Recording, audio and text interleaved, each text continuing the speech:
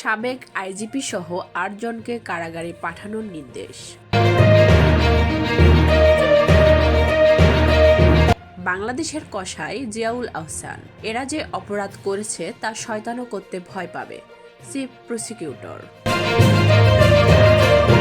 প্রথমবারের মতো প্রধান উপদেষ্টার সভাপতিত্বে সচিবালয়ে বৈঠক করেন উপদেষ্টা পরিষদ।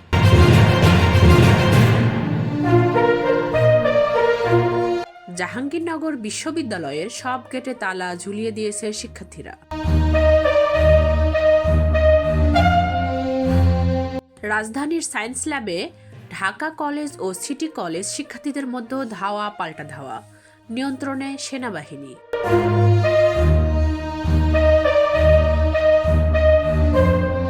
চট্টগ্রাম বস্তিতে সেনাবাহিনীর অভিযান, অস্ত্র টাকাসহ আটক ১ জন।